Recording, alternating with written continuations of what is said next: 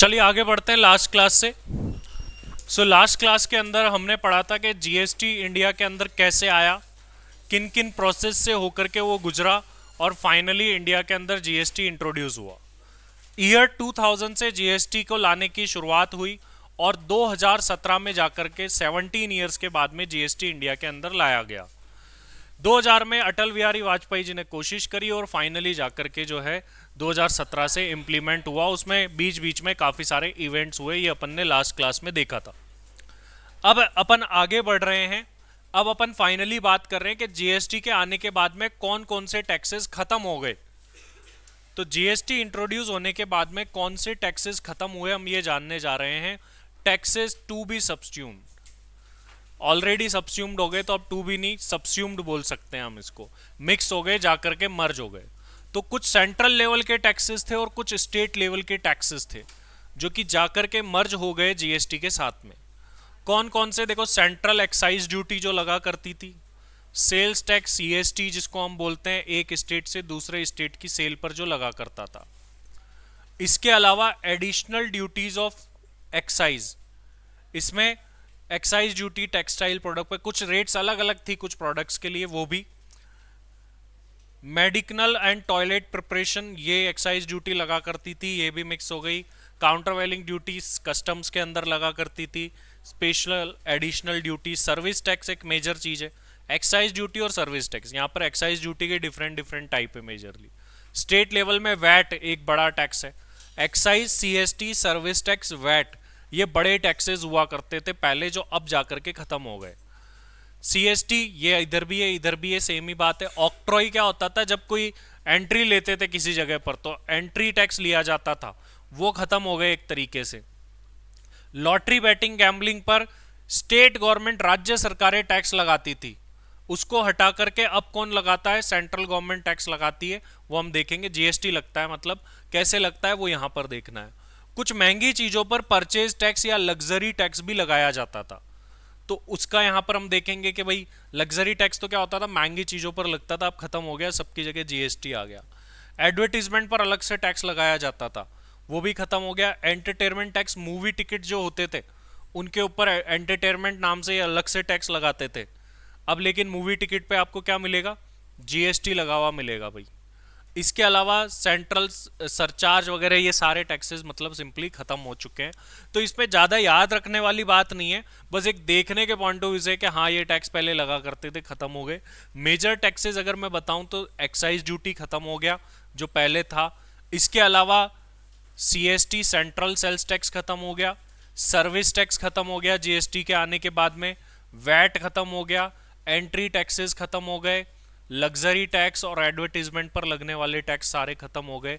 Movie tickets पर जो entertainment tax लगा करते थे या रिसोर्ट्स वगैरह जो होते थे वहां पर भी ये टैक्स लगा करता था, ये खत्म हो गया ये टैक्स। इन सब की जगह एक ही टैक्स आ गया, that is GST, goods and service tax. Central surcharge and cess, पहले कृषि कल्याण सेस, स्वच्छ भारत सेस, एजुकेशन सेस ऐसे कुछ लगा करते थे किसके अंदर, जीएसटी के अंदर, इनडायरेक्ट टैक्स के अंदर, वो भी खत्म हो गए, सबकी जगह एक जीएसटी आ चुका है भाई। तो ये लिस्ट एग्जाम में वैसे नहीं पूछे जाने की उम्मीद है, फिर भी आपको बोल दे कोई 4 टैक्स के नाम बताओ, 5 टैक्स के नाम जो कि जीएसटी में मर्ज हो गए, सब्स्यूम हो गए, तो हमें पता होना चाहिए कि कौन कौन से टैक्स खत्म हो गए। और कुछ टैक्स ऐसे जो अभी भी चल रहे हैं, अभी भी खत्म नहीं हुए, जीएसटी में जाकर के सब्स्यूम नहीं हुए हैं। वो कौन कौन से थे, कस्टम ड्यूटी इंपोर्ट एक्सपोर्ट पर जो लगती है, आज भी उसका एक्ट अलग है, अलग से ही लगती है। एक्साइज ड्यूटी ऑन अल्कोहल, अपन ने बात करी थी कि जीएसटी जो है ना सारे गुड्स और सर्विस पर लगता है except alcoholic liquor for human consumption.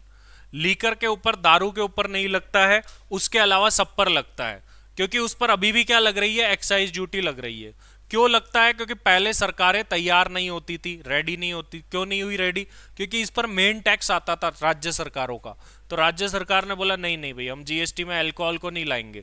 इसीलिए एक्साइज ड्यूटी तो वैसे कौन लगाता है, सेंट्रल गवर्नमेंट लगाता है, और वैट कौन लगाता है अल्कोहल पर, स्टेट गवर्नमेंट, मतलब उसको बाहर रखा हुआ है, चाह करके भी नहीं लगा सकते। अल्कोहल बाहर ही रहेगा परमानेंटली जीएसटी से, क्योंकि उसकी पावर ही नहीं दी गई है। इसके अलावा एक और चीज जो कि मिक्स नहीं हुई है, इलेक्ट्रिसिटी ड्यूटी, लाइट के बिल वगैरह आते तो उस पर कुछ सरचार्ज टैक्सेस लगे हुए होते हैं, अगर आप बिल को ध्यान से देखोगे तो नगरीय उपकर ऐसे लिखा हुआ होता है अलग अलग, वो टैक्सेस भी जीएसटी में नहीं आए, वो अभी भी लगते हैं अलग से। जब कोई नई प्रॉपर्टी खरीदते हो तो उसकी रजिस्ट्री कराते टाइम स्टैम्प ड्यूटी लगती है, वो पहले भी लगती थी और अभी भी लगती है, वो भी जीएसटी में मर्ज नहीं हुई है। और excise duty on petroleum product, petroleum product पर अभी भी जैसे पेट्रोल पर डीजल पर क्या जीएसटी लगता है? अभी नहीं लगता, अभी भी पुराना चल रहा है, तो ये अभी भी सब्स्यूम नहीं हुआ, लेकिन अगर चाहे तो बाद में इसको लाया जा सकता है। तो ओवरऑल बात अगर हम देखें तो यहां पर क्या निकल करके आती है कि काफी सारे टैक्सेस तो सब्स्यूम हो गए, काफी सारे टैक्सेस सब्स्यूम नहीं हुए। ये एमसीक्यू में पूछा जा सकता है कि इनमें से कौन सा टैक्स सब्स्यूम नहीं हुआ या इनमें से कौन सा सब्स्यूम हो गया है, और कोई 4 टैक्स के नाम बताओ जो सब्स्यूम नहीं हुए। इस टाइप के क्वेश्चन बन सकते हैं, समझने वाला कुछ नहीं है, इसमें एक लिस्ट है अपनी। अब इससे आगे इंपॉर्टेंट टॉपिक आ रहा है हमारा, उसके ऊपर ध्यान देते हैं। देखिए जीएसटी मॉडल। अभी देखिए जीएसटी मॉडल से हमारा मतलब क्या है भाई। वर्ल्ड के अंदर 2 टाइप के जीएसटी मॉडल चलते हैं, एक चलता है ड्यूअल जीएसटी मॉडल और एक चलता है single GST model. Dual GST model और एक सिंगल जीएसटी मॉडल चलता है।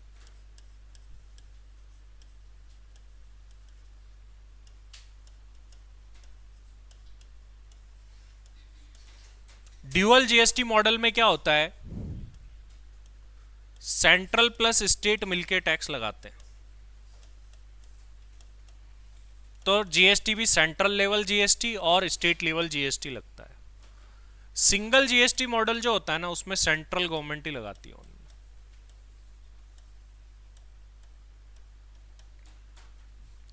सबसे पहली बात तो ये करें कि जीएसटी कौन लेकर के आया वर्ल्ड में सबसे पहले।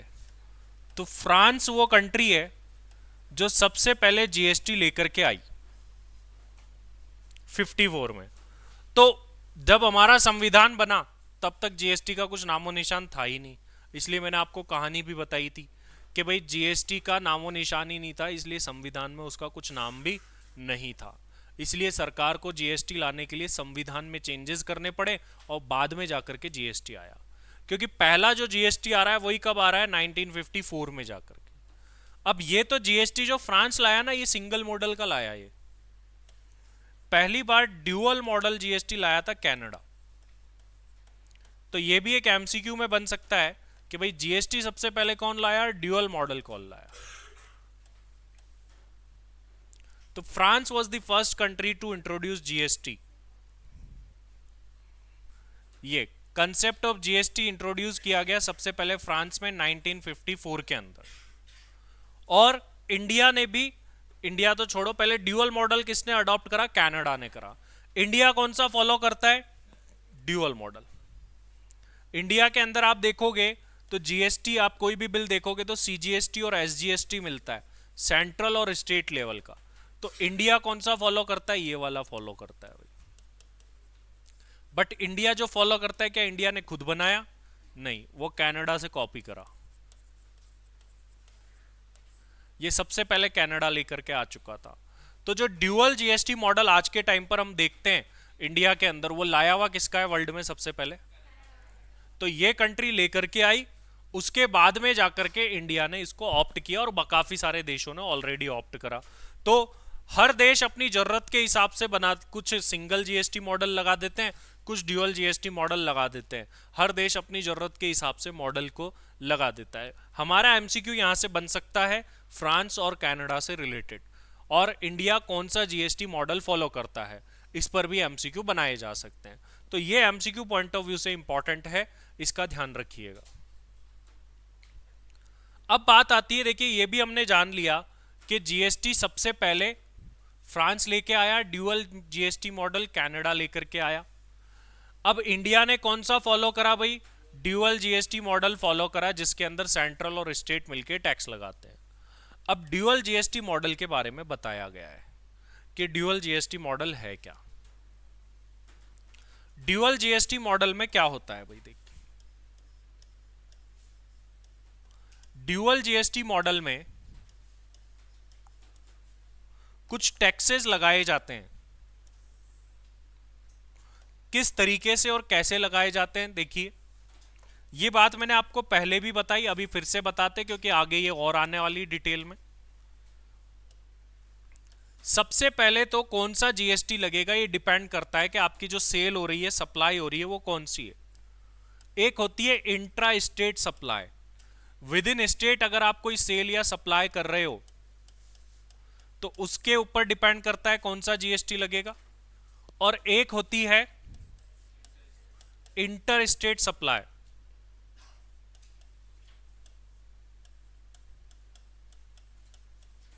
तो सप्लाई के नेचर पर डिपेंड करता है कि कौन सा जीएसटी लगेगा।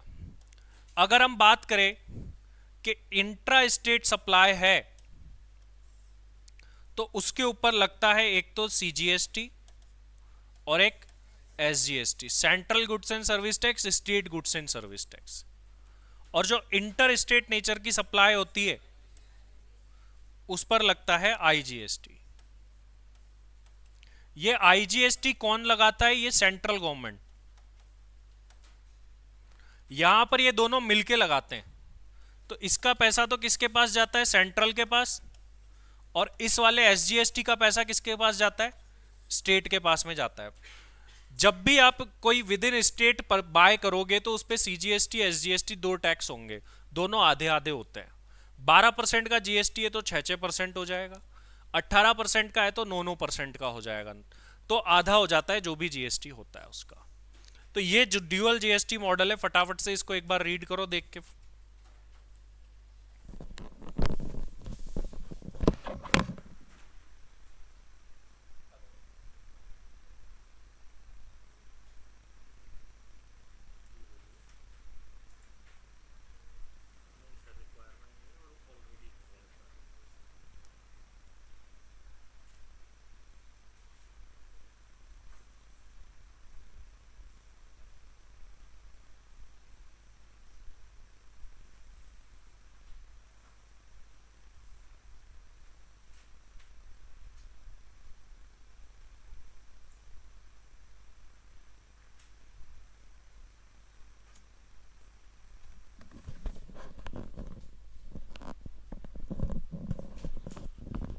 आईजीएसटी सेंट्रल गवर्नमेंट को मिलता है, लिखा हुआ भी है यहाँ देखो साफ साफ। आईजीएसटी में देखो, integrated goods and service tax collected by the central government और इंटर स्टेट। एक गेट खोल दो। ये कौन कौन सी सब्जी लेकर के आते हो तुम, नाक में चढ़ जाती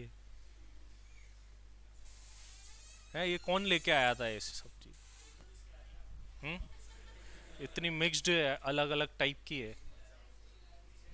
ये कोई अचार लेके आया था क्या? हैं? अचार लेके आया था? पत्ता गोभी की तो नहीं आ रही है। पत्ता गोभी सॉस?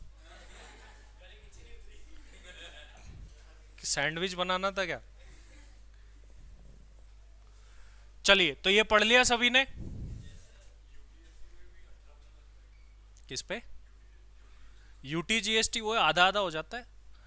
एसजीएसटी की जगह कोई स्टेट नहीं है तो यूनियन होगा, तो स्टेट एसजीएसटी की जगह क्या लगेगा? UT GST. और सीजीएसटी तो हमेशा ही रहेगा, तो आधा आधा हो जाएगा। चलिए, ड्यूअल जीएसटी मॉडल देखने के बाद में अब अपन देखते हैं कि अपने को यहां पर पढ़ना क्या क्या है। भाई जीएसटी के अंदर कुछ एक्ट है बहुत सारे अलग अलग जो कि हमको यहां पर पढ़ने हैं। जीएसटी के अंदर मेनली ये एक्ट हमें सामने दिख रहे हैं जिनका रोल रहता है और जिनसे पूरा जीएसटी जो है चलता है, गवर्न होता है।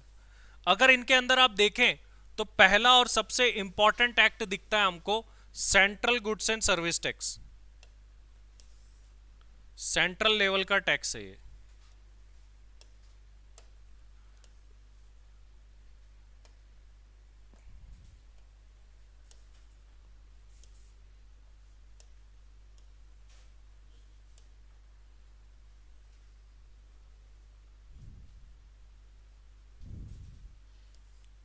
Central goods and service tax CGST act बना हुआ है सीजीएसटी का, इसी तरीके से एसजीएसटी का भी एक्ट बना हुआ है। सीजीएसटी तो सिर्फ एक है, बट एसजीएसटी बहुत सारे हैं हर एक स्टेट के, ईच स्टेट का एक एसजीएसटी एक्ट है। और जो स्टेट नहीं यूनियन टेरिटरी है तो उन्होंने यूटीजीएसटी बना रखे हैं अपने अलग अलग, मतलब हर एक स्टेट का एसजीएसटी, बट लेकिन सबके सेम है 99%।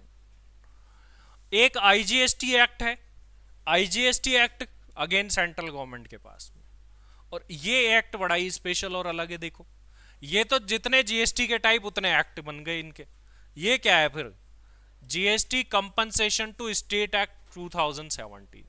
देखो इसमें क्या हुआ कि जब जीएसटी लेकर के आया जा रहा था तो राज्य सरकारें रेडी नहीं हो रही थी। क्यों नहीं हो रही थी? बोल रही थी ये जीएसटी आएगा हमारा रेवेन्यू का नुकसान हो जाएगा, बोले हमारा टैक्स कम आएगा, हम कैसे हमारे राज्य को चलाएंगे भाई। तो अब क्या करें भाई, फिर सेंट्रल गवर्नमेंट ने बोला कि भाई तुम्हारा जितना अगर रेवेन्यू लॉस हुआ तो तुमको जितना लॉस होगा वो हम भरपाई करेंगे, सेंट्रल गवर्नमेंट ने ये बोला। तो राज्य सरकारें बोली लिख के दो भाई, तो लिख के देने के लिए एक एक्ट बनाया, जीएसटी कंपनसेशन टू स्टेट। क्यों बनाया? स्टेट को होने वाले रेवेन्यू के लॉसेस को कंपनसेट करने के लिए बनाया गया। तो राज्य सरकारों को जितना भी रेवेन्यू में लॉस हुआ उसकी भरपाई कौन करेगा? उसकी भरपाई करेगी सेंट्रल गवर्नमेंट। तो ये क्यों बनाया गया? ये एक्ट बनाया गया था टू कंपनसेट दी स्टेट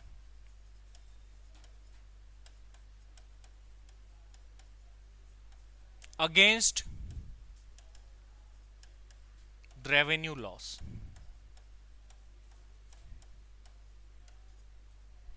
जो भी रेवेन्यू लॉस हो रहा है उसके अगेंस्ट में कंपनसेट करने के लिए बनाया गया था।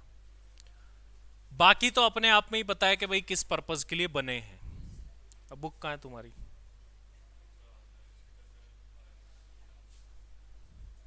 और तुम्हारी कहाँ है भाई? कल से जिसकी बुक नहीं हुई बाहर निकाल दिया जाएगा, बैठना ही मत खुद ही। तो एक्ट्स अंडर जीएसटी, अब सर 5-5 एक्ट पढ़ने हैं क्या हमको? 5 नहीं पढ़ने अपने को, 2 ही पढ़ने हैं मेन। एक ये पढ़ना है सीजीएसटी, दूसरा ये पढ़ना है। हर एक राज्य का पढ़ेंगे तो इतने हर एक राज्य का एक्ट अलग हो जाएगा, तो उसको पढ़ना ही नहीं। और हालांकि सीजीएसटी और हर एक राज्य का एसजीएसटी भी 99% सेम है, और ये सीजीएसटी और आईजीएसटी भी 99% सेम है। मतलब अल्टीमेटली तो एक ही बात पढ़नी है, सीजीएसटी मेन है, कुछ जगहों पर आईजीएसटी एक्ट लगता है, तो आईजीएसटी में थोड़ी बहुत बातें एक्स्ट्रा होती है कुछ कुछ जगहों पर, अदरवाइज दोनों बिल्कुल सेम चलते हैं। कई सारे सेक्शन हम पढ़ेंगे जो दोनों में बिल्कुल सेम टू सेम है। कुछ चैप्टर ऐसे हैं जो कि सीजीएसटी में दिए गए और कुछ चैप्टर ऐसे हैं जो कि आईजीएसटी में दिए गए, उन दोनों को मिला के हमारा कोर्स बना है। अगर इंटर लेवल तक की बात करूं तो मेनली सीजीएसटी है, फाइनल लेवल तक की बात करूं तो उसमें आईजीएसटी का रोल ज्यादा आ जाता है। और एक ये छोटा सा इसके नाम से चैप्टर भी आ जाता है, GST compensation to state act, जो कि आराम से आधे घंटे के अंदर हो जाता है, कुछ भी नहीं है इसके अंदर ज्यादा। तो हमें जो मेनली पढ़ना है वो क्या पढ़ना है? सीजीएसटी एक्ट, ये सबसे इंपॉर्टेंस है। और जो अपना चैप्टर 2 मेनली प्रैक्टिकल पार्ट और समझने वाली चीजें चालू होगी तो वहां पर अपन इसी को पढ़ना स्टार्ट करेंगे।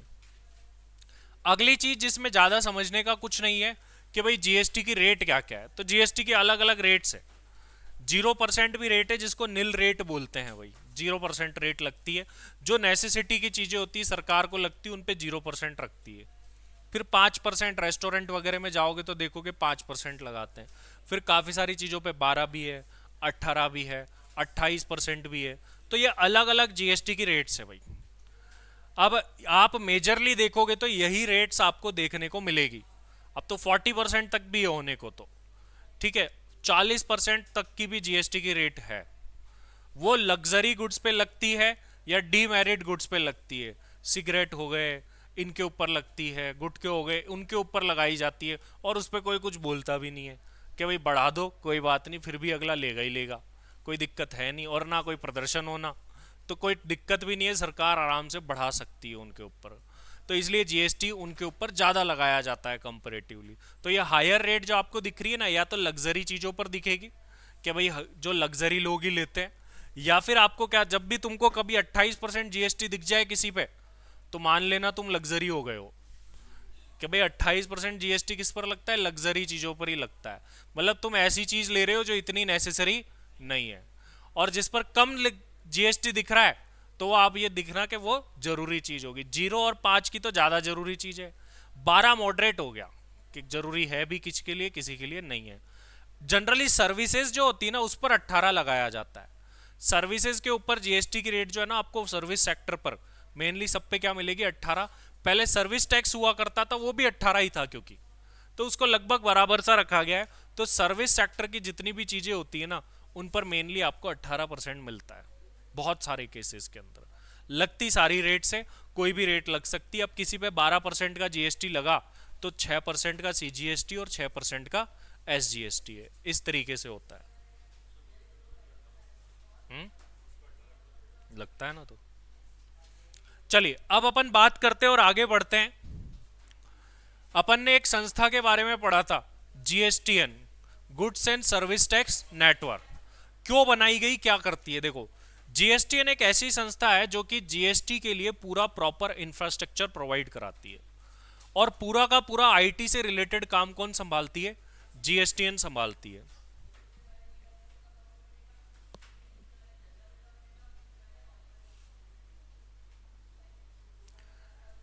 जैसे हम जीएसटी की वेबसाइट पर जाए,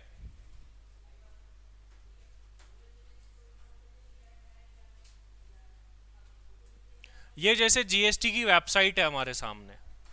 अब ये जीएसटी की पूरी वेबसाइट किसने बनाई? जीएसटीएन ने बनाई, goods and service tax network. हालांकि कुछ कंपनीज भी उनके साथ, इन्फोसिस, टीसीएस, ये वो भी थोड़ा बहुत रोल देते हैं। अभी यहां पर देखोगे तुम तो सर्विसेज में जाओगे, तो सर्विसेज में जाओगे तो तुम्हें यहां पर काफी सारी चीजें मिल रही है, जिसमें अगर किसी को रजिस्ट्रेशन कराना है तो वो यहां क्लिक करेगा। अब जीएसटी का रजिस्ट्रेशन की प्रोसेस, पहले से अप्लाई कर रखा है तो एप्लीकेशन ट्रैक कर लो, नया रजिस्ट्रेशन है तो न्यू रजिस्ट्रेशन पर क्लिक करेंगे अपन। जैसे ही नए रजिस्ट्रेशन पर हम क्लिक करेंगे तो हमें कुछ बेसिक डिटेल मांगेगा जिसका रजिस्ट्रेशन कराना है, कि भाई आप कौन हो इनमें से, आप किस टाइप के एसएससी हो, जीएसटी प्रैक्टिशनर, यूनाइटेड नेशन, इनमें से आपको सिलेक्ट करना है। मान लो आप टैक्स पेयर हो। फिर कहाँ से बिलोंग करते हो, जैसा मैंने बताया था, आगे भी पढ़ेंगे, हर राज्य का एक रजिस्ट्रेशन है जीएसटी में। जैसे मान लो मैं राजस्थान में हूँ तो मैं ये सिलेक्ट करूँगा। फिर उसके बाद में भाई कौन से सिटी के अंदर हो वो सिलेक्ट करेंगे। बिजनेस का लीगल नेम क्या रखना है, वो पैन नंबर डालना है, ईमेल आईडी डालनी है, मोबाइल नंबर डालना है, ओटीपी वगैरह वेरीफाई करेंगे, कैप्चा टाइप करके प्रोसीड करना है। जैसे ही आप प्रोसीड करोगे तो आपको मिलेगा एक TRN number, temporary reference number. वो टेम्पररी रेफरेंस नंबर आके यहां डालना होता है। जब यहां डालोगे और कैप्चा डालोगे तो अब एप्लीकेशन खुलेगी रजिस्ट्रेशन की, जिसमें आपको आपकी सारी बेसिक डिटेल डालनी है, नाम पता क्या है, सब कुछ, बिजनेस क्या है, सब कुछ। तो रजिस्ट्रेशन वाले चैप्टर में हम सीखेंगे कि जीएसटी का रजिस्ट्रेशन कैसे करते हैं, वो उस चैप्टर की बात है, तो वहां पर अपन देखेंगे उस चीज को। तो पहले तो नए रजिस्ट्रेशन में डिटेल डालनी होती, फिर ये करना होता है, फिर आपकी एक एप्लीकेशन जाएगी किसके पास में? जीएसटी डिपार्टमेंट के पास में। कौन भेजेगा उसको? जीएसटीएन भेजेगा। ये जो आप कर पा रहे हो ये कौन करवा रहा है भाई? कौन दे रहा है? जीएसटीएन दे रहा है। आईटी से रिलेटेड सारी फैसिलिटी कौन दे रहा है? जीएसटीएन दे रहा है। बट एप्लीकेशन का अप्रूवल कौन करेगा? वो जीएसटी डिपार्टमेंट करेगा। ठीक है, जो गवर्नमेंट का ऑफिसर्स है वो चेक करेंगे, देन आपका जीएसटी वो अप्रूव कर देंगे। तो आईटी से रिलेटेड सारा काम कौन देखेगा? जीएसटीएन। अब एप्लीकेशन का अप्रूवल का काम है, रजिस्ट्रेशन अप्रूवल, रिटर्न को चेक करना है, ये सारा काम कौन करेगा? जीएसटी डिपार्टमेंट करेगा भाई। तो ये सारा इंफ्रास्ट्रक्चर जो है जीएसटीएन ने प्रोवाइड कराया है। यहाँ पर काफी सारी सर्विसेज है, यूजर सर्विसेज है, एचएसएन कोड वगैरह आप आगे समझोगे क्या है, ये सारी चीजें हम आगे देखेंगे। तो ये अब जीएसटीएन के बारे में पढ़ने जा रहे हैं। मैंने आपको पहले ही बताया था कि यहां से एक थियोरेटिकल क्वेश्चन बन सकता है, what are the features of GSTN, GSTN के बारे में लिखो। आने के बहुत ज्यादा चांसेस है भाई। देखो, इंटरमीडिएट में जीएसटी के बेसिक क्वेश्चन भी आते हैं, फाइनल में नहीं आएंगे लेकिन इंटर में आते हैं। बेसिक चैप्टर जो हम पढ़ रहे हैं आराम से 4-5 नंबर का आ जाएगा, जो भी अभी तक इतना पढ़ा है उसमें से इसके ही सबसे ज्यादा चांस है, और एमसीक्यू के चांस है आने के। चलिए जीएसटीएन के बारे में देखते हैं क्या है। जीएसटीएन क्या गवर्नमेंट कंपनी है क्या? ये क्या है? नॉन गवर्नमेंट कंपनी थी, बनाई गई थी, ठीक है, 2013 के अंदर आपको पता हो, पढ़ा था हमने। ये एक प्राइवेट लिमिटेड कंपनी है, किसमें बनाई गई? Under section 8 of the companies act. ये सेक्शन 8 कंपनी के बारे में सुना है क्या आपको? सेक्शन 8 कंपनी क्या होती है? NPO, not for profit companies होती है, उनको बोलते हैं। तो इसका प्रॉफिट कमाना उद्देश्य नहीं है। कल को तुमको नहीं बोलेंगे रजिस्ट्रेशन के 100 रुपए जमा कराओ, फिर रजिस्ट्रेशन करेंगे, तो वो क्या हो जाएगा? प्रॉफिट मोटिव हो जाएगा इनका। तो यहां पर आप रजिस्ट्रेशन कराओगे, जीएसटी का कोई पैसा नहीं लगता। आपको नॉर्मली एप्लीकेशन सबमिट करनी है और आपकी एप्लीकेशन अप्रूव हो जाती है, ठीक है। लेकिन जो भरने वाला होगा सीएमए सीएस वो जरूर लेगा अपनी फीस, वो अलग बात है, लेकिन वैसे कोई पैसा नहीं है वहां पर। तो जीएसटीएन बनाई गई आईटी इंफ्रास्ट्रक्चर के लिए, और सबसे इंपॉर्टेंट ही जीएसटी में वो है, इसीलिए इसको बोला जाता है बैकबोन ऑफ टेक्नोलॉजी, जीएसटी के लिए जो यूज की गई है।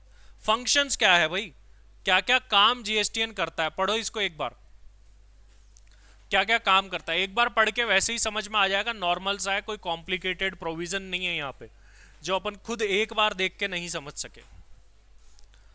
एक बच्ची ने बहुत ही खतरनाक सवाल पूछा है, यूनियन टेरिटरी क्या होती है? पिंकी अग्रवाल, सही है मतलब? कि तुम एक्सपेक्ट कर रहे थे आप पूछ सकती है भाई यूनियन टेरिटरी क्या होती है? देखो ऐसे सवाल भी तुम पूछोगे तो फिर सीएमए इंटर क्या होता है ये मत पूछ लेना थोड़े दिन बाद। यूनियन टेरिटरी तो तुम्हें खुद पता होना चाहिए। देखो है, अभी जम्मू कश्मीर लद्दाख को अलग किया, क्या बनाया? यूनियन टेरिटरी बनाया भाई। दमन एंड दीव क्या है? Union territory. पौंडीचेरी क्या है? यूनियन टेरिटरी है, ठीक है। तो ये यूनियन टेरिटरी होती भाई। अब यूनियन टेरिटरी एक स्टेट होता है, यूनियन टेरिटरी को कौन कंट्रोल करता है? सेंट्रल गवर्नमेंट कंट्रोल करती है। आगे पूरी लिस्ट भी आएगी कि कौन कौन सी यूनियन टेरिटरीज है। वैसे है तो दिल्ली भी एक यूनियन टेरिटरी है, ठीक है, लेकिन उसको राज्य के बराबर का दर्जा मिला हुआ है, हम आगे देखेंगे ये सारी चीजें। तो यूनियन टेरिटरी जहां पर भाई यूनियन मतलब सेंट्रल गवर्नमेंट का कंट्रोल चलता है, अलग से बना रखी। हाँ जी, चलो इसको पढ़ो तुम। क्या क्या काम करता है भाई जीएसटीएन? पहला काम, फैसिलिटेटिंग रजिस्ट्रेशन। जो अभी अपन एप्लीकेशन देख के आए, वो फैसिलिटी किसने प्रोवाइड कराई? सारी जीएसटीएन ने, एप्लीकेशन फाइल करने की। Forwarding returns to central government and state government authority. हमने हमारा रिटर्न भर दिया भाई, अगलों के पास कैसे पहुंचेगा? तो कौन भेजेगा? जीएसटीएन भेजेगा कि भाई इस आदमी ने ये रिटर्न भरा है, चेक कर लो, देख लो। नेक्स्ट क्या बोल रहा है? Computation and settlement of IGST. IGST क्या? सिर्फ जीएसटी कर दो यार, जीएसटी पेमेंट। जीएसटी पेमेंट्स का मतलब क्या है? देखो जब हम जीएसटी पे करते तो मैंने आपको बेसिक में एक बात बताई थी कि जो आपने इनपुट पर जीएसटी पे करा है उसको क्या कर सकते हो तुम? उसका क्रेडिट ले सकते हो। किसके साथ में? आउटपुट पर बन रहे जीएसटी के साथ में। पता है ऐसा कुछ सेट ऑफ कर सकते हैं भाई? बेचने पर जो जीएसटी बन रहा है माइनस परचेज पर। अभी सेट ऑफ कौन कैसे क्या करेगा भाई? कौन करवाएगा इसको? ऑनलाइन हम बोलेंगे ना कि इसको इससे सेट ऑफ कर दो, मेरे बनते तो 20 है बट 10,000 तो मेरे इनपुट पे है, और आगे पूरा आईटीसी का चैप्टर है। तो ये सेटलमेंट कौन करवाता है? सारा जीएसटीएन करवाता है भाई। किसी का इतना जीएसटी बनता है, माइनस इतना सेटल कराना है सेट ऑफ, तो वो सारा काम जीएसटीएन देखेगा। उसके बाद में matching of tax payment detail with banking network. इसका मतलब क्या है? देखिए जब आप रिटर्न भरते हो तो उसके साथ में आप टैक्स जो बन रहा है वो जमा भी कराते हो भाई। आपने टैक्स जमा कराया और आपने बोला मेरा तो टैक्स जमा हो गया। जैसे मान लो मेरे को किसी ने पैसे भेजे, बोला सर मैंने 50,000 रुपए आपको भेजे, ठीक है, ये तो उसने भेज दिए, बोल दिया। अब मैं चेक करूंगा ना कि आए कि नहीं आए। इसी तरीके से जीएसटीएन चेक करता है कि भाई ये व्यक्ति बोल रहा है मैंने टैक्स जमा करा दिया, तो जीएसटीएन चेक करेगी कि अकाउंट में क्रेडिट हुए या नहीं हुए। तो ये काम भी जीएसटीएन का है कि भाई एक्चुअल में वो पैसा सरकार के पास पहुंचा है या नहीं पहुंचा है। नेक्स्ट बात क्या बोल रहा है? एमआईएस रिपोर्ट प्रोवाइड कराना। एमआईएस का मतलब क्या होता है? Management information system. MIS report देखो क्या होती है, कोई भी ऐसी रिपोर्ट जिससे मैनेजमेंट को इंफॉर्मेशन मिल जाए। जैसे मैंने स्टाफ को बोला कि भाई कितने बच्चों के 40% से कम मार्क्स आए उसकी एक रिपोर्ट दो, 60% से वालों ऊपर वालों की दो, कौन बिल्कुल ही फेल है उसकी रिपोर्ट दो, कौन क्लास में रेगुलर नहीं है उसकी रिपोर्ट दो। ये सब क्या है? एमआईएस रिपोर्ट है। इन सबको एमआईएस बोलते हैं। ऐसी कोई सी भी रिपोर्ट जिससे मैनेजमेंट को इंफॉर्मेशन मिलती हो। आप कंपनी में जाओगे तो हो सकता है वहां पर बोले प्रॉफिट कितना आ रहा है पिछले 5 सालों का एनालिसिस करो, रीजन ढूंढो, एक रिपोर्ट बना के दो। ये सब क्या है? MIS report. ऐसे ही सरकार जीएसटीएन को बोलती है कितने लोग रिटर्न नहीं भर रहे इसकी रिपोर्ट दो, कितने लोगों का रजिस्ट्रेशन हुआ है उसकी रिपोर्ट दो, कितने लोगों के कैंसिल हुए, कितने लोगों के सस्पेंड हुए, इन सबकी रिपोर्ट दो। ये सारी रिपोर्ट बना के कौन देगा? जीएसटीएन, क्योंकि उनके पास सारी इंफॉर्मेशन है आईटी से रिलेटेड। तो ये क्या कराती है? एमआईएस रिपोर्ट प्रोवाइड कराती है सेंट्रल एंड स्टेट गवर्नमेंट को on tax payer return information. ऐसा भी पूछ सकते हैं भाई 10,000 से ऊपर किन्होंने टैक्स पे करा वो बताओ, 10 से नीचे वाले बताओ, ऐसी कोई सी भी एनालिसिस करवा सकते हैं। नेक्स्ट क्या है? Creation of challan for tax payment. जब हम जीएसटी का पेमेंट करते हैं ना तो वहां पर एक चालान जनरेट हो जाता है, फिर उसके बाद में पेमेंट होता है। आप सीएमए सीएस का रजिस्ट्रेशन कराते हो तो भी चालान बनता है, कॉलेज में रजिस्ट्रेशन के लिए भी चालान बनते हैं। तो ये चालान बनाने का काम ये तो ऑनलाइन ही हो जाता है जनरली। तो ये ऑनलाइन चालान कौन बनाएगा? जीएसटीएन बना के देगी, क्योंकि आईटी से रिलेटेड काम है। Next, providing analysis of tax payers profile and running matching engine for matching reversal and reclaim of input tax credit. देखिए ये एक इंपॉर्टेंट पॉइंट है, हम आईटीसी में समझ पाएंगे ज्यादा। तो इसमें देखो क्या बोल रहा है, जैसा मैंने बोला कि हम इनपुट पर जितना भी जीएसटी पे करके आते हैं उसका हम क्या ले सकते हैं? क्रेडिट। अब मान लो कोई व्यक्ति बोल रहा है कि मैंने 50,000 की सेल करी, इनपुट पर बोल रहा है 1 लाख का जीएसटी पे करा है, तो 50 पूरा सेटअप हो गया उसका, खत्म। बोला कुछ नहीं बनता मेरा, तो उल्टा 50 और पड़ा है। अब ये कौन वेरीफाई करेगा कि वो सच बोल रहा है कि नहीं? क्या पता उसने इतने का सामान खरीदा ही नहीं हो, तो चेक कैसे करे? तो कौन चेक करेगा? जीएसटीएन। कि जो भी इनपुट टैक्स क्रेडिट ले रहा है ये व्यक्ति, ये सही है या नहीं है। अब एक और चीज होती है, कई बार आपको पता होगा कि बिजनेस में जो भी चीज खरीद के लाते हैं उसका क्या मिल जाता है? Input tax credit. मतलब जो भी टैक्स तुम पे करके आए उसका क्या मिल जाता है? क्रेडिट। अब लोग क्या करते हैं देखो, जैसे मान लो मुझे 4 एसी चाहिए, मैं 4 एसी मेरे नाम से नहीं खरीद के लाया बल्कि ज्ञान सागर क्लासेस के नाम से खरीद के लाया, उस पे मैंने पे करा जीएसटी। मान लो मेरे जीएसटी लग गया 50,000 का, मैंने उस 50,000 रुपए का जीएसटी पे करा और फिर उसका क्या ले लिया? Credit, input tax. और उन 4 एसी को ले जाके अब घर पे लगा दिया, भाई कौन देखने आ रहा है। तो अब यहां पर क्या हो जाता है कि ऐसा जो लोग करते हैं कि असेट जो है पर्सनल यूज में ले रहे हैं, या फिर मान लो तुमने क्रेडिट लिया 10,000 जीएसटी का, अब किसी को 5,000 के मार्जिन पे बेच दिया। लोग ऐसे भी कर सकते हैं भाई। तो इसीलिए क्या बोला गया कि आगे हम पढ़ेंगे कि जो लोग ऐसा करते हैं उनको जो आईटीसी उन्होंने लिया था उसका रिवर्सल करना पड़ता है, वापस दे दो भाई हमारा क्रेडिट। 10,000 का क्रेडिट लिया था ना तुमने टैक्स का, गलत ले लिया, नहीं लेना था, तो क्या कर दो? वापस। तो जो लोग क्रेडिट ले रहे हैं वो सही ले रहे हैं या नहीं ले रहे हैं, या किसी ने जो असेट लिए वो लगा के बेच दी, क्या कर दिया, वापस पैसा लेना, ये सारा तामझाम कौन देखेगा? जीएसटीएन देखेगा। प्रोफाइल मैचिंग, सही इंफॉर्मेशन डाल रहा है नहीं डाल रहा है, ये जो इनपुट टैक्स क्रेडिट ले रहा है ये सही ले रहा है कि नहीं, वापस कितना लेना है, ये सारा जीएसटीएन का काम है। All statutory functions like approval of registration, मतलब किसी की एप्लीकेशन डाली, रजिस्ट्रेशन को अप्रूव कौन? जीएसटीएन करेगा क्या? कौन करेगा approval? Income tax depart, GST department, GST. Assessment, audit, checking करना, अपील, एनफोर्समेंट, ये सारे के सारे किसके पास है? टैक्स डिपार्टमेंट के पास में। अप्रूवल वगैरह का सारा काम जीएसटीएन सिर्फ और सिर्फ आईटी इंफ्रास्ट्रक्चर प्रोवाइड कर रहा है। हाँ बोलो। जीएसटीएन को पता कैसे चलेगी?